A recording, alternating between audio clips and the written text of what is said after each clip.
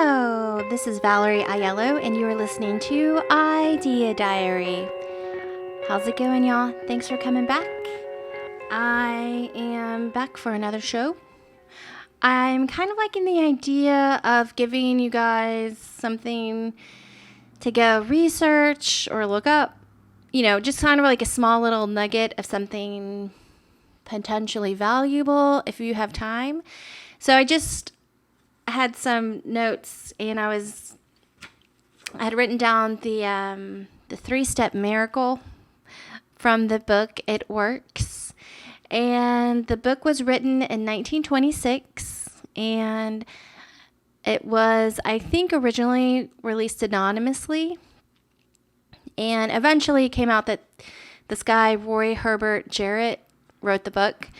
It's like a little pamphlet of sorts about goal setting, and similar to The Magic of Believing by Claude Bristol. It has that same, it's a positivity, making your dreams happen type of book. So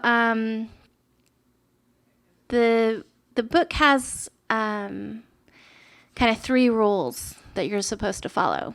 And you can go, the audiobook for this book is, I believe, free on YouTube, so anyone can go and listen to it. And I think it's like a 15-minute audiobook. It's really short. So the 3 positivity rules for accomplishments. It has another thing that it's called as a 3-step miracle. Is you need to have total commitment to the thing that you want.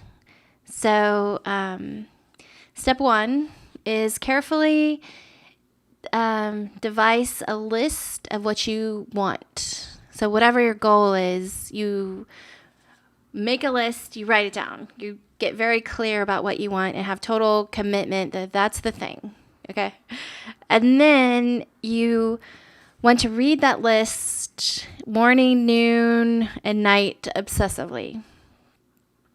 So I know I don't do this, but I do, I have my list with me everywhere I go. So I'm ready. If anyone wants to talk about what I'm doing today or what I'm doing in life, I pull up my list and I let it go. But the third thing is tell no one what you are doing. These are the rules. So you have total commitment and carefully devise a list of what you want in life. Read your list morning, noon, and night obsessively, and tell no one what you're doing. So there's something with, there's great power in not letting people know what you're doing.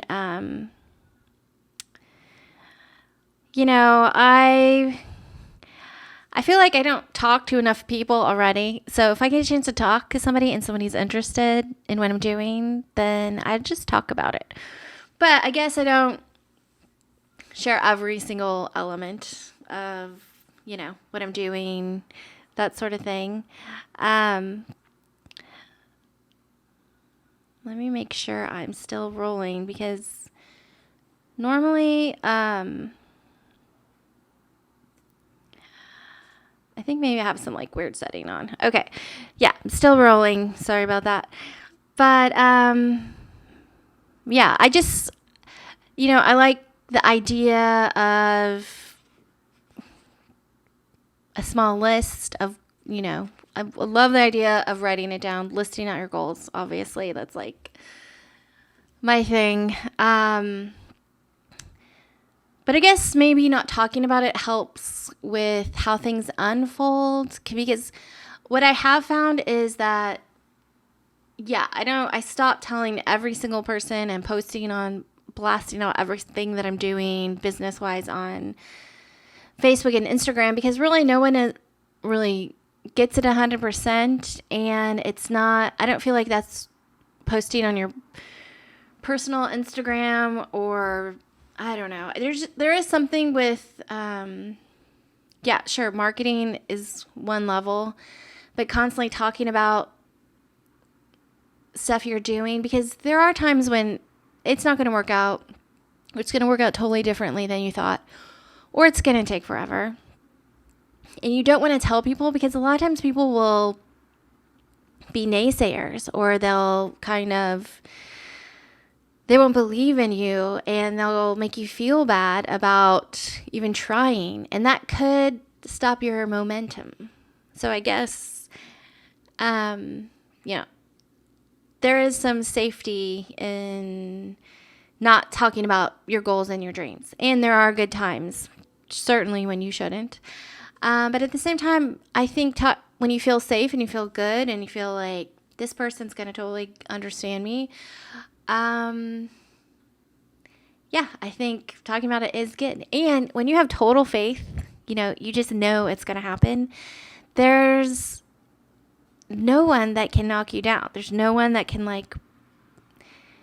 put reality into your head that says, in telling you you're crazy. Unless maybe they have some knowledge and maybe they've gone through what you've gone through. I'm always really careful of knowing somebody is totally going down the wrong path, because I don't say anything, because I think, well, what if that way, even though I know it's a disaster and they should not do it, what if it does work for them? So who am I to say that's a really bad idea? Because that happens, and I have some friends with some really cute businesses, and I can tell where they're going wrong because I was there and I know it. But it's like, what if that magical thing does work for them? Because, Sarah Blakely, she was the creator of Spanx. She got as far as she got because she didn't know what she was doing was so hard. And so she would ask, there are people that go to, markets where they have these shows, and they're filled with all the products, and then all the buyers go to the market to see what they want to buy for their stores. People go to markets for decades trying to get their product into Nordstrom's or whatever store that they want to be in. And Sarah Blakely just called Nordstrom's and got in. And that's normally not that's not the path of how you get a product into Nordstrom's, apparently. But she did it. She didn't know it was wrong. And whoever she talked to was like, okay, send 100,000 or whatever the order was. And she got in. So today's a coffee day. I'm really into cinnamon in my coffee lately. I don't know if that's a thing for anybody, but I heard that cinnamon, when there was a big, I think during the Spanish flu, when that outbreak was happening, people that worked in the cinnamon mines, not a single one of them got sick. So my friend has an essential oils business, a real essential oils business, not a MLM person selling essential oils. She has her own real product line of them. She was telling me about the cinnamon workers. And so I use one of her essential oil blends that has cinnamon and clove, I guess. And I've just been dousing my coffees with cinnamon as much as possible. And my iced coffee with fermented mushroom something. But it sounds really gross. What was that coffee line?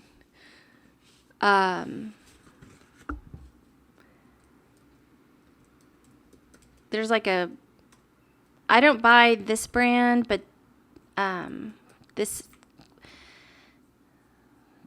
one, so Four Sigmatic mushroom coffee mix. There's a million YouTubers that got sponsored by this company. And so I went, and you can buy just one little packet we have HEBs in Austin, Texas, where I'm from. So, and then there are normal HEBs, and there's something called Central Market, and they're still HEB. So they have all the stuff that a normal HEB has, but then it's kind of, the store is laid out and they have an extra layer of natural products, so it's kind of like a Whole Foods, but it's HEB. So I don't know if that's a confusing thing. Anyway, in my neighborhood, there's a Central Market HEB, and you can buy the 4 Sigmatic mushroom coffee stuff. It's like a little powder you add in, and you can just buy 1 packet, and I think it's super expensive. So I buy a brand that it's not single servings. It's just like, however many ounces in the little container. So I bought it when I went crazy buying vitamins. I probably like everyone else. So I bought it, and the mushroom coffee thing, it's disgusting in hot coffee. Don't do it unless you really like funky dirt mushroom tasting hot coffee. It's not really mushroom taste. I can't explain it. It's like something, it just tastes healthy in a bad way. But if you put that mushroom, it's fermented mushrooms. So I'm always into, any way I can get fermented stuff into my body, I'm all about it as real food. And this, I'm telling you, it's good. It tastes like chocolate. It tastes like you're adding a little bit of hot chocolate into your iced coffee, but it's not, it's like and it's sweet somehow, even though there's no sugar in it. It's super good. So if anyone wants to know the brand that I bought, I will let you know. But I think you can go buy the 4 Sigmatic mushroom coffee powders. They have different flavors. So you can buy just like a single serving and try it in iced coffee only. Don't put that in any hot coffee because that is not good. Anyways, so what else? Yeah, so it works. Go for it. Go listen to the audiobook. It's like 2 seconds of your time, and it's fun. And then, let me see, the cinnamon coffee thing, the mushroom coffee thing for iced coffee. What else is going on today? Kind of distracted. I'm going to a record store soon to buy a new vinyl to do a review. I'm going to do it, and it's a really good record, and I'm loving it.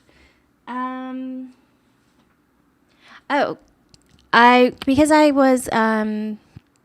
started researching the Monique thing, and then I was researching the Phyllis Diller thing. I'm researching Rodney Dangerfield just because his career path was like a later in life kind of path. His career path was weird. Anyway, but I'll make notes on that and then give y'all an update. But, I was thinking comedy is freaking, if anyone is interested in being a comedian, I say go for it, because I'm starting to realize that comedy isn't about being funny necessarily. It's just about being brave to get up there and speak and say your ideas, because there are comics that people hate that are hilarious, and there's comics that aren't so great that have careers just like anyone else, even though they're not really that funny. We all kind of know comedians that some people think are hilarious, and you think, how in the world can they listen to them? And then there's comics that everyone loves, and then just, there's comics that are just for certain people. But I was thinking, if Monique is making $50,000 an hour just for one show, and Phyllis Diller is making multiple thousands a week in the 60s, there's money in comedy, which is like, duh, of course, everyone knows that, but it's hard to get famous or whatever. But I was thinking, there is a comedy club, or there used to be, in every city. And now that we have YouTube, there's a lot of comedians getting famous from YouTube, and and you can't be a comedian and just do TV shows or just do music, or I'm not music, but movies. You can't be like Weird Al Yankovic, where you do music and comedy. And, there's a bunch of people that did that. But yeah, I was thinking, when you write music, not all the time. So sometimes you have to have a whole band. And you have to practice as well as write songs. And you have to spend so much money recording the songs. And with comedy, you're on an island, you write your jokes, and you try them out. And usually, if you write an hour of comedy, or even 15 minutes of comedy, you just need 2 or 3 jokes to be funny, to be enjoyable. And as long as you're having fun, the people are watching you are having fun. So it just seems like, yeah, it's a lot of thinking, but it's a lot of thinking on your own time. And then you bring the jokes. Whereas music is a lot of teamwork. That is not always the fun part. And you got to write a lot of songs before you get a good one, usually. Yeah, and I don't, and even though it has that, like, you make it once and you make money off it forever element, so does comedy. And I don't know. I was just thinking, if anyone out there is like interested in comedy at all, like, go for it. I feel like it's not easy, but it seems like pretty good money if you can figure out how to make money off your comedy. And you're on an island. You can do it all by yourself. And you can do the same thing, I guess, being a writer.